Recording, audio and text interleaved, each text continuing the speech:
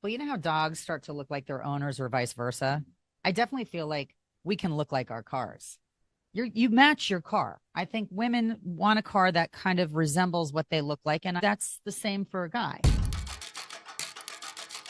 Hi, and welcome to Girls Gone Gritty. We are in Bring It On Studios. I'm with my bestie, and we're going to talk to you about what it's like to buy a car as a woman. Because we both are in the thick of it. We're both doing it.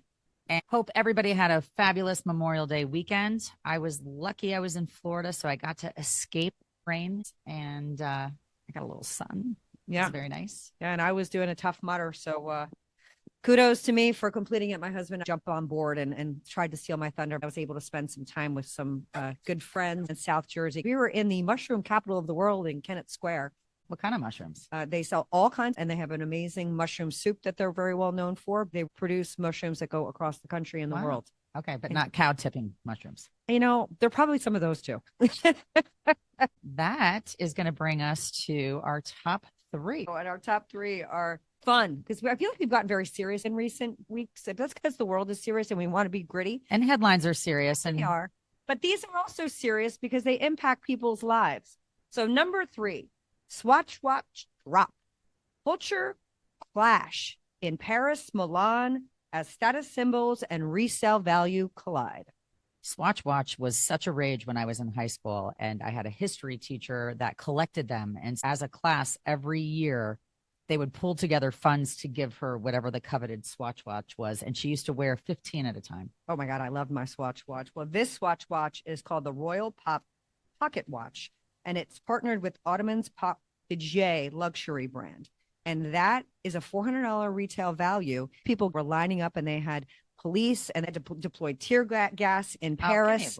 Crazy, because what ends up happening is if you get one of these coveted watches, you can buy it for $400 and then put it on eBay for $4,000. That's crazy. So that's like the Target collabs.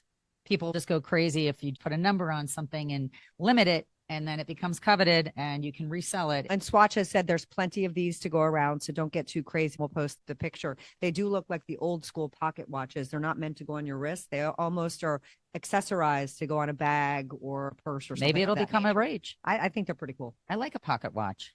All right. Number two, de-extinction has been rehatched as chicks from AI eggshells emerge in 28 new baby chicks. She loves just looking at me with AI big eyes, because where aren't they tipping into? If they can bring back an extinct animal with DNA and a fake egg, I'm frightened. I'm frightened too, because it just reminds me of Jurassic Park, and so many of these dystopian style sci-fi stories seem like they're really coming to fruition. And I do think we have to be careful playing God. Oh, I agree. And if somebody can bring back a dinosaur, they're going to try. Well, I mean, we continue to be one step away from doing crazy things. We are our own demise in most of these crazy things. Well, this is not a demise, but it's actually sort of funny. Knight Rider continues to get tickets in New York City, although the actual vehicle is in a museum and has been for 50 years in LA. Okay, that's Kit, right? Yes. Kit, what up? And the original AI talking car. And is David Hasselhoff weighing in on this? They are all so dumbfounded and perplexed as to how this replica of the car that has the same I love that show, by the plate. way. Oh my God, it was the best. It's gotten parking tickets, speeding tickets, and tolls. So how is that happening? And nobody can catch this guy. Maybe he is really Knight Rider and he's going out at night. Or maybe it is a car that's being driven by AI. Wow. It's got nobody in it. And see, now you're obsessed too. I don't want to be. I don't want to be. Well, something I'm not obsessed with doing for sure, that I am in the thick of it still, is purchasing a car. And the fortunate, unfortunate thing is I now have 4 drivers in my house. My other son lives in Colorado. So I have my husband and my 3 kids that all have licenses imminent. My son's getting his license on the 17th. So I need another vehicle. And I don't want to buy another vehicle. I just had to buy another vehicle for a child that's coming back from Australia. And I had to bump her back onto our car insurance, and just our insurance alone, having her as an additional driver, went up $3,000 for the year. And that's before you get your car. And I think women get very intimidated at the idea of having to go to a car lot and shop on their own. However, I've purchased my last 3 cars and all of my kids' cars without my husband because he's usually working. Yeah. So you have to not let them smell fear like a dog. You've got to walk in confident, but not too confident. And you have to have done your due diligence, know the market, compared several vehicles in the same price range, mileage, Carfax, has it been in an accident? Are there any recalls? Mm-hmm. We'll get to that. And we will, because that was very comical yesterday. But we shouldn't be intimidated as women to go in and buy a car. No, but it is psychological warfare, and it is a financial nut you're taking on that you don't want to go into too quickly. And a lot of women in the past, like my mother would have never bought a car by herself. It was not a purchase that was undertaken by a single person, but the process is they've made it difficult and it's so time consuming that nobody wants to go to the dealership and spend 4 to 6 hours negotiating. They're always snake oil salesmen. It Yeah. doesn't matter. You can have really nice ones, but they know exactly what they're doing. And there's all kinds of tactics and sneaky ways to give you a price that you've seen advertised. And that price is not with tags and title. And then you have to add your warranty, your extended warranty. So just make sure that you put 5 or 6 grand on whatever number it is that you think it is, because it always works out to be that. Well, and they know the car that we're looking to put ourselves or our child in is it's an emotional purchase. It is. It is for anyone, male or female.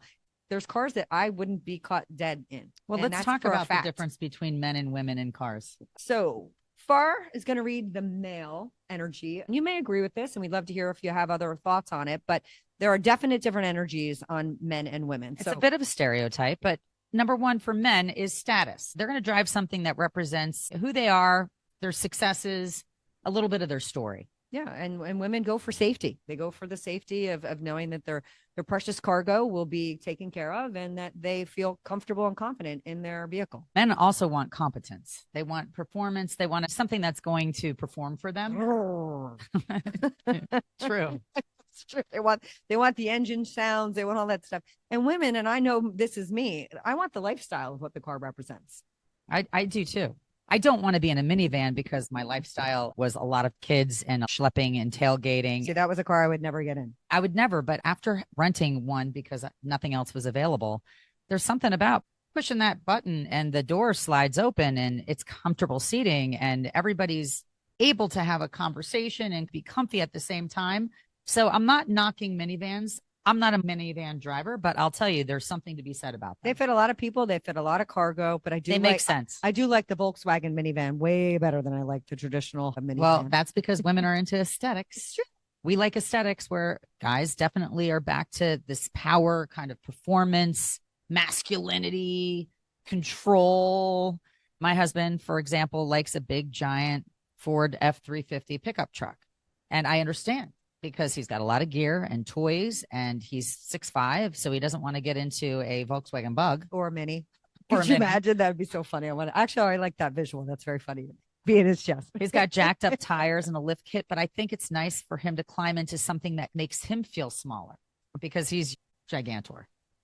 Women, we like the practicality of our cars. And again, that's why we can relate to the fact that there are minivans that make sense when you have a lot of kids. It makes it easy. But the practicality sometimes can eclipse the freedom and other things. So I think practicality, at least for me personally, is a little bit lower on the list. So I will deal with a lot if I like the car and I like the energy of it. Well, you know how dogs start to look like their owners or vice versa? I definitely feel like we can look like our cars. You match your car. I think women want a car that kind of resembles what they look like. And that's the same for a guy. Yeah. I drive a Defender and I like an outdoorsy, rough and tumble type car that has a sunroof or a top that can go down. And Jen's in the process of buying a Jeep. My car currently that I'm not replacing, but I'm going to give to my boys is a Ford F-150 because wanted the practicality of being in a truck. And she has 4 boys. I have 4 boys and a dog. I also like to be able to put my bike in the back. I'm an option girl. I like to have options with the vehicle I drive. See, once you have a truck in the family, you'll always have a truck in the family. Totally. So I let Pat do that. And then he likes the fact that I'm in a utility sports SUV that he also likes to drive. because if we don't want to take a giant truck and have to park in the back of the parking lot because it's hard to pull this bad boy into a spot, we have our normal car. Yeah. And so it's a dual purpose lifestyle car for a male and a female. And it's nice when you do have the optionality of having multi cars in a family, which you're able to pick and choose and use the car for whatever purpose. And it makes the ease of that so great. And many people don't have that opportunity because they have one car in the family and they have to pick something that makes sense for everything. And the truck often doesn't make sense for the everything piece. The hard part about my Defender is that my dog cannot jump in and out of it. So I had to get an expandable ramp. And we're going to get to an image of that because it's important following our podcast last week. Well, and I also think Moose likes the lifestyle of not having to hop in and out. And he's like, get me a nice weight in out. He likes the lap of luxury over here at the Boyle house. I don't want to blow out his hips or his shoulders. And the other cute thing is one of this good sales pitch. When you hit the air conditioning and the dual venting, it shows a dog in the back of the trunk and it gives him his own cooling system. Yeah. And Tesla did that. Tesla has an option where you can leave your car unattended and have a dog option. So you could theoretically leave your dog in the car on a hot day and it would keep the system cool. I'm not sure I would leave my dog unattended in a vehicle for any duration with it on. I just saw a story on this where I think it's legal now in some places to break a window if you see a pet in a car. Before you would get arrested or you'd be financially obligated. And then 50% of the states had, if you break the car window because you're trying to free an animal that you think is suffocating or it's too hot. But it's actually a law that's happening. It should just be part of the Good Samaritan law. Give me a break. I know. You read these horrible stories where somebody that doesn't typically take the child to school or drop them off at daycare and they forget them in the car when they go to work. And that's a feature for those of you that are in the car buying experience right now that they offer on a lot of vehicles where there is a sensor in most cars. I know my truck has it and it's a 2022, I believe. So they have instituted some of these weight bearing sensors in cars in the front and the back to demonstrate if there's a passenger, to deploy airbags. So I think that there's a place where technology is amazing. Agreed. Especially when they say the keys are no longer present in the car.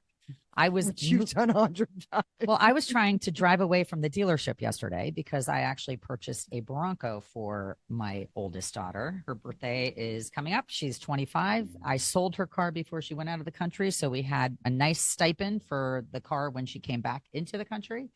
And as I'm pulling away, it wouldn't really drive.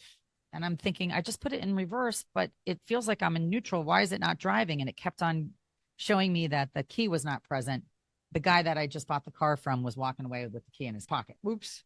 So that's one of the things that we lament about. I would like a car key because if I run into my house and I come back out and I leave my keys somewhere, I wouldn't be able to drive the vehicle. Well, and it also makes it a lot less expensive to replace. A friend of mine flushed her keys down the toilet the other day. Oh my God. And it's like a $400 mistake to lose some of these key fobs. At Costco the other day, I saw like a key fob truck that says we make keys, and it was like a nominal price. Maybe it was $150, which isn't cheap, but for a key fob. Yeah, absolutely. Well, some other differences. Women ask, does this fit my life? And men say, does this prove who I am? Which is just, it's true. What does this say about me? There's certain cars my husband's like, I'm looking at, and he's like, oh no, we're not getting that car. I'm like, why? He's like, I don't want to own that car. I'm like, it's my car. Wow. He doesn't care. He doesn't want it in the front of the driveway. Well, there's also the financial complexity about walking into the dealership and having the experience. And we're coming from a gritty chick place. She's buying a car on her own, and I bought a car on my own yesterday. And it's the APR tracks and lease versus buy.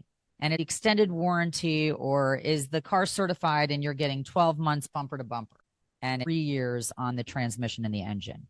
But for an extra $110 a month, now granted, I'm doing this for 60 months. It does work out to be almost like $6,000.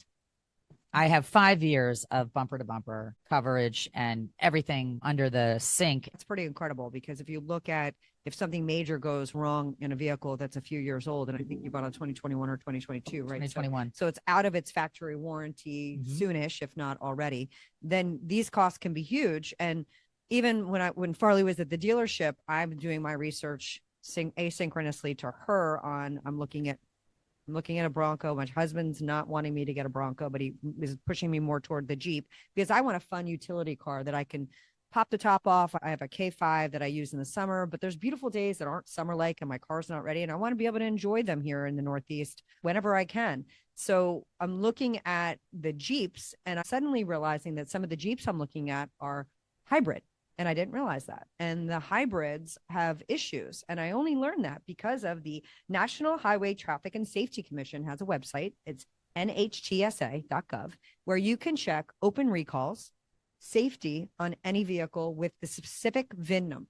So you can type in the VIN number and it'll give you the active recalls on that car and what has been done to remedy those at if at all. So it's a really great resource that I don't think people know enough about. I didn't know about It it. also tells you how garage kept it is. It'll show you all the times that it's serviced. Well, I think that's Carfax. Oh, so this doesn't tap into Carfax? So no. NTHSA is a government agency, and it's only the recall that is synced with the dealership. But here, to your point, there's multi-prongs that you need to take. It takes a VIN number to look on Carfax. Correct. And they give you the same information. So yesterday, I found out that there were 2 open recalls. One recall isn't something that they're stressing out to fix because I don't think it's a huge number of cars that it's affecting. If it was a huge number, they would come up with a solution very quickly, but it's covered obviously because recalls are free to anybody that owns the car. So they have to by law do that. But Carfax versus this National Highway Transportation Safety Administration, the difference is that Carfax is a for-profit company. And you are voluntarily reporting your incidences to Carfax. So if you have a minor fender bender, you're not voluntarily. Your insurance company has to report it to Carfax. Yeah, but you as a person don't have to report things. So if you go outside of your insurance, you could have an accident and it's not going to show on Carfax if I paid for it out of pocket. Really? If you don't report it, you don't report it to your insurance company, it's not going to come up on Carfax. Well, I kind of think that it does because service garages type in VINs to look for parts. So if the VIN is getting into a system and they're purchasing parts, it shows up. There's a paper trail. Not a guarantee. I did my research. It's not a guarantee. It's a definite step you want to take. You want to go to the National Highway and Safety. You want to go to Carfax. You want to also check with your dealer. So the dealer will have specific things that they will know about the VIN to see maintenance, if they've done the maintenance there. But if you go offline and you don't do the things, I guess if I had a little fender bender, they're not going to be able to tell in Carfax that I just replaced my bumper if I took it to makeup. Correct. So it's not a guarantee. And again, bigger parts. We have to remember that they're Carfax and even Kelley Blue Book, which back in our day was Kelley Blue Book was an organization that would just give you the value of the car so you could see if you were getting a good price. They're also for profit. So anytime you use these resources, you have to recognize that they are trying to get clicks and likes and ads and everything else. So just do your due diligence. And when you have a VIN number, to Farley's point, you can get a lot of information off of it. Google APR rates and know your credit score prior to going. It's very important because they're going to pull it up and then they're going to give you financing based on either the age of the car and or your credit score. And if you feel like your credit score doesn't have a 7 or an 8 in front of it, you're going to pay a higher interest rate. So that is something that you want to be very well versed on. You also want to understand the difference between leasing and buying and the whole depreciation number. Sometimes it makes more sense if you're going to put a lot of miles on a car to buy it outright, because if you're leasing it and you go over mileage, it happened to me at Xfinity. I went over mileage. I was driving kids all over God's creation for lacrosse, and I was always over my mileage. But as an incentive to come back and purchase a car through them again or lease a car, they would take me out of all of the fees and penalties that had accrued so that I would go back. And it was a cycle. I went back into 3 QX56 Xfinity cars for 15 years. Basically, I was sucked in, and then they keep you in that way, and they're smart because then you become a lifelong customer, and it's easier for them to keep the car, especially if it's the same dealer car, to have it restored and put back on the lot as a previously owned, previously maintained vehicle. So it's a win-win theoretically for everybody. So I think that's really smart when you lease. But going through the math on the lease is what's making me a crazy person right now, because I'm doing the lease versus buy, because traditionally I buy my cars with low mileage because the depreciation is gone. But sometimes the opportunity for that leasing is better, because then I don't have to worry about any of the issues and repair. So you have to do the math. You have to go in educated. And then the art of negotiation is the biggest takeaway. And I think what Farley and I decided, when you go to buy a car, have somebody who's like your good cop, bad cop. Don't be afraid to make a call when you're in the office and you're actually going through this process. Yesterday, Jen called me on my phone and she kept calling, and I was like, oh, something's wrong. So I answered it right before I was about to sign on the dotted line. And she's like, there's a recall on your car that you're getting. I want you to know that. And he hadn't tabled it to me. He gave me the Carfax. I should have read it better. But in that moment, you're not really looking at the fine print. You're asking bigger questions. I'm not concerned about the recall. I'm more concerned about, the financing and the extended warranty and blah, blah, blah.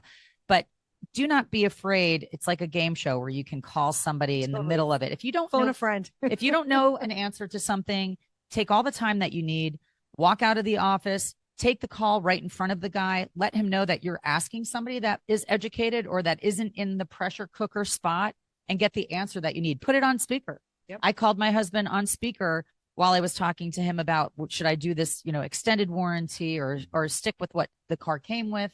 And it does help you to feel like you have somebody, if you don't have somebody sitting next to you helping, play good cop, bad cop. And at the end of the day, most of us are, when we're going into a car dealership, there's not a gun to your head. You can walk out and come back in. And most times, 9 out of 10, the car will still be there. They want to move the process forward. But again, do your due diligence. Don't be afraid to negotiate. Bring a friend when you go for a car. We'll post pictures of both our cars when I have one. And it's a surprise. So it's a birthday present. All right. Well, this should come to no surprise that our Got Grit Award winner has something to do with the ocean, because I love the ocean this time of year and I love oysters. Getting jiggy with it. So I'm so excited about our Got Grit Award winner. 200 volunteers in New England dumped 20,000 oysters into English waters to restore and biodiverse the oyster reefs that are depleted up in New England this time of year. They came down to Chichester Harbor in Portsmouth to take part in what one of the organizations called the largest subtidal oyster reef restoration project. This happened in the UK, and for centuries, native oysters were part of everyday life across the area of the English coast called Solent. The coastal communities relied on these oyster beds, and they have really been depleted over the years because of consumption and obviously global warming and things that are happening to our reefs. So at the end of the day, we want you to get out and be a volunteer. Find a cause that you care about. It can be something as small as getting out into a boat and restoring oysters for the week. It can be volunteering at a soup kitchen. It doesn't matter, but your energy is appreciated and the universe feels it when you try and do something good. And that's what we're trying to do with our Got Grit Award winners. We want to thank all of these people helping us restore the oysters in coastal United Kingdom. And I'm sure that's happening all up and down the eastern seaboard this time of year too, because I know that there's a big mussel and clam project in Barnegat Bay. Well, I'll tell you, one thing that is not fun is to walk on top of oysters. So if you're in oyster territory, please tread lightly, have some water shoes on, because the worst slices of my life have been going out on excursions and slicing the crap out of my feet. The song of the week has to go back to when you walk into a car dealership and you are going to buy a car. So I'm going to read the first verse. Are you ready? Ha. It's time for me to take it. I'm the boss right now. Not gonna fake it when you go down, because this is my game and you better come to play. I used to hold my freak back. Now I'm letting go. I might make my own choice. Yeah, I run this show. You know what? You got to be confident anywhere, doing anything that you're doing. And the song is called Confident by Demi Lovato from 2015. Oh my gosh, that's great. So Demi Lovato is a superstar when it comes to saying what she thinks. And she's gritty, being honest and dealing with mental health things, face on, head on. So we love Demi, and I love that lyric. It's great. So be confident as you go upon your Thursday afternoon, and we appreciate you tuning in, sharing us, liking us, sending us your feedback, sending us your pet picture, sending us your cars. We want to hear from you. It's really important that we feel engagement from you, because we have surpassed 100,000 followers and downloads, and we continue to grow on Instagram and other platforms. So thanks so much for tuning in to Girls Gone Gritty.